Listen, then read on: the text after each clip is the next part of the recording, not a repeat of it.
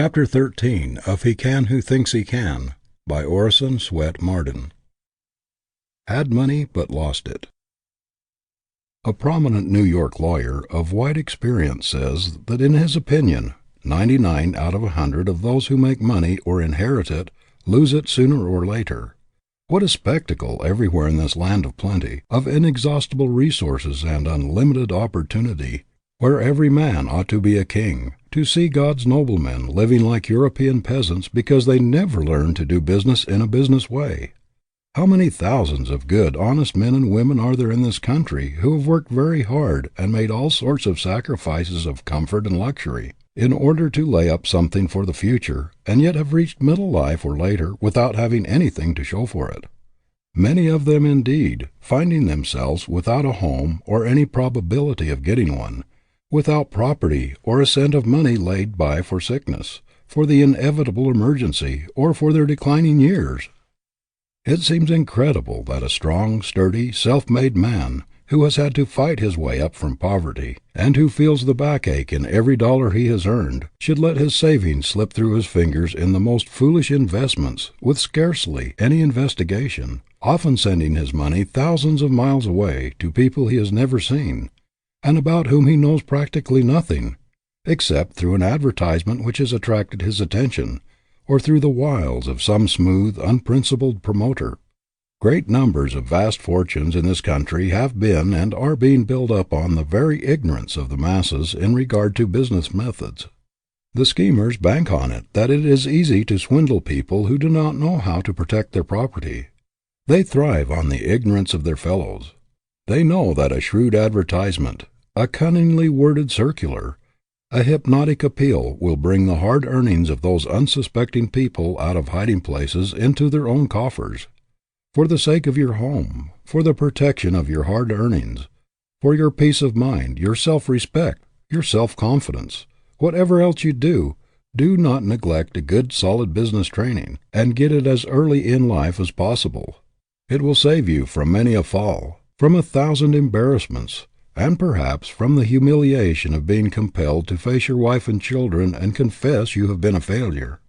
It may spare you the mortification of having to move from a good home to a poor one, of seeing your property slip out of your hands, and of having to acknowledge your weakness and your lack of foresight and thoughtfulness, or it may prevent your being made the dupe of sharpers. Many men who had once had good stores of their own are working as clerks, floor walkers, or superintendents in departments of other people's stores, just because they risked and lost everything in some venture.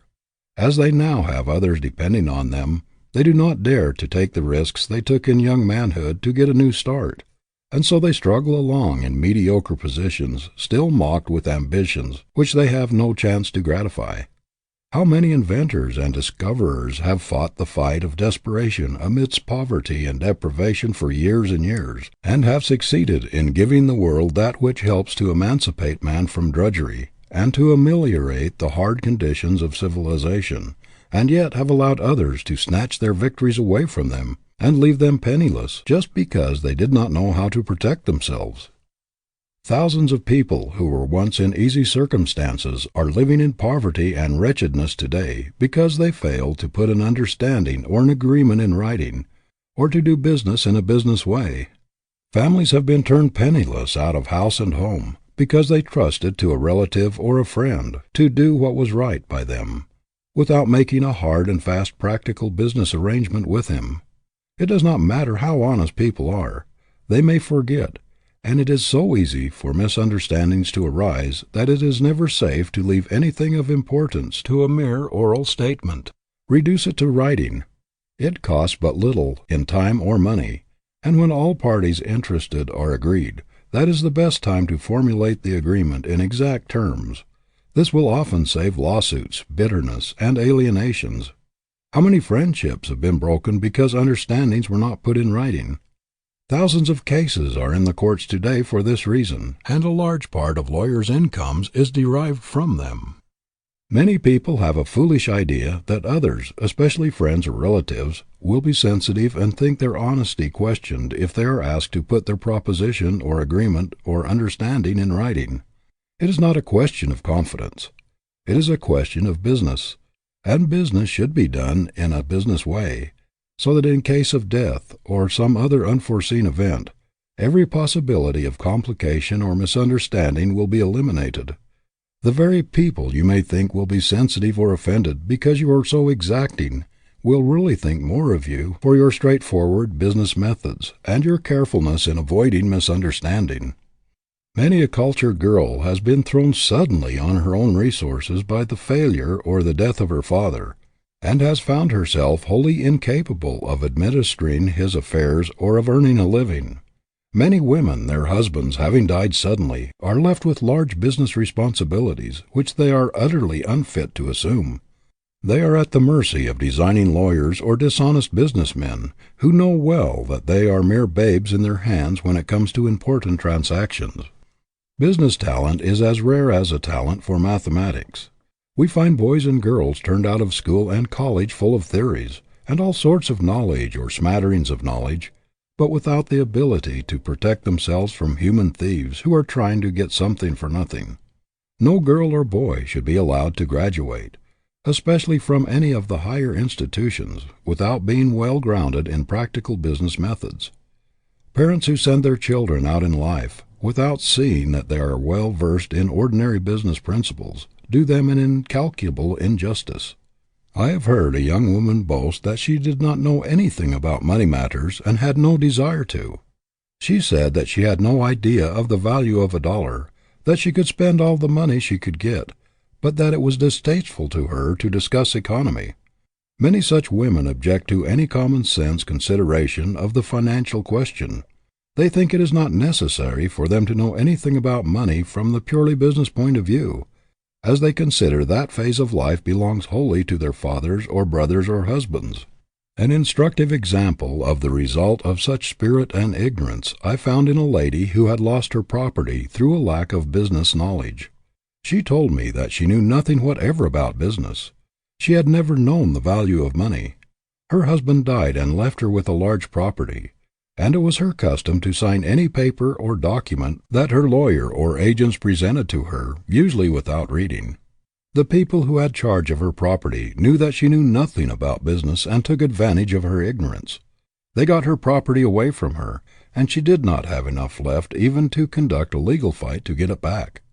Thousands of girls are sent out into the world with what is called finished educations, who cannot even give a proper receipt for money, to say nothing of drawing a promissory note, a draft, or a bill, or understanding the significance and importance of business contracts. Such a woman presented a check for payment to the paying teller of her bank. He passed it back to her with the request that she be kind enough to endorse it. The lady wrote on the back of the check, "I have done business with this bank for many years, and I believe it to be all right. Mrs. James B. Brown." A society woman in New York presented a check for payment at a bank, and the teller told her that it was not signed. "Oh, do they have to be signed?" she responded. "What an awful lot of red tape there is about the banking business." I know of a lady whose husband made a deposit for her in a bank and gave her a checkbook so that she could pay her bills without calling on him for money. One day she received a notice from the bank that her account was overdrawn. She went to the bank and told the teller that there must be a mistake about it, because she still had a lot of checks left in her book. She knew so little about business methods that she thought she could keep drawing any amount until the checks were all gone. This sounds ridiculous and almost incredible, yet the very girl who laughs at it may make even more absurd blunders. Many an accomplished woman, when given a pen and asked to sign an important document drawn up by an attorney or a long-headed businessman, will sign it without reading it or even asking to be informed of its contents, only to learn afterward, by disastrous results, that she has signed away her property and turned herself out of her home. Only a short time ago I read of a lady who had won a suit involving about $20,000. New evidence, however, was brought forward, which caused the court immediately to reverse its decision. It was proved that the lady had sworn falsely. She was perfectly innocent of any such intention, but she had sworn that she had never signed her name to a certain document. The document was produced, and to her utter astonishment, she saw her signature affixed to it. She acknowledged at once that the signature was hers, although she had just sworn that she had never signed the paper in question. It appeared that, during her husband's lifetime, whenever papers were to be signed, he told her where to write her name, and she did as she was told, without having the slightest idea of the contents of the papers. Many people come to grief by giving full power of attorney to their lawyer or business agent. Very few impractical people, especially women, understand the significance of a full power of attorney, which authorizes the person so empowered to deal with your property in all respects as if it were his own, or as if he had for the time being assumed your personality. He may sign your name to any instrument. He may bind you to anything he pleases. He may draw money from your bank. He may impersonate you in all business transactions. In short, as far as business arrangements are concerned, he stands practically and legally for yourself. It is a tremendous power to place in the hands of another, and people should be very careful to whom they assign it. It should never be conferred on any person but one whose honesty is above suspicion, and whose knowledge of business and of men and affairs has been tried and proved. "Oh, I signed a paper giving full power of attorney to my lawyer before I went abroad. I trusted everything to him, and when I came back practically everything was gone. My business affairs were so complicated that I have not had the money to fight the man I trusted." This was, in brief, the story of one man's wrecked finances as he told it to me. Women will often pay out large sums of money and never think of asking for a receipt, especially if they are dealing with friends or people they know well. Intelligent women, however, ought to know that our government is a good example of how we should do business. It does not doubt President Roosevelt's honesty, and yet he must sign a voucher for his salary, just the same as the cheapest government employee. The justices of the United States Supreme Court, who are considered to be the soul of honor, and are the final arbiters of all great questions, must also sign a receipt for their salaries. If every child in America had a thorough business training, tens of thousands of promoters, long-headed, cunning schemers, who have thriven on the people's ignorance, would be out of an occupation. I believe that the business colleges are among the greatest blessings in American civilization today, because through their teaching they have been the means of saving thousands of homes, and have made happy and comfortable tens of thousands of people who might otherwise be living in poverty and wretchedness. This ignorance of practical business principles is very common among professional men. I know clergymen, journalists, authors, doctors, teachers, men in every profession, who are constantly subjected to serious embarrassment by their incapacity in business matters. Some of them do not know how to interpret the simplest business forms. Not long ago, a Harvard graduate, occupying a very important position as a teacher, went to the president of a commercial school and asked to give him some lessons on how to handle money, notes, etc. He said that when he went to his bank and asked them how much money he had there, they laughed at him, and that when the bank draft came to him, he did not know what to do with it. Nothing will stand you in better stead, in the hard, cold, practical, everyday world, than a good, sound business education. You will find that your success in any trade, occupation, or profession will depend as much on your general knowledge of men and affairs as on your technical training. No matter what your vocation may be, you must be a businessman first, or you will always be placed at a great disadvantage in the practical affairs of life. We cannot entirely ignore the money side of existence any more than we can the food side, and the very foundation of a practical, successful life is the ability to know how to manage the money side effectively. It is infinitely harder to save money and to invest it wisely than it is to make it.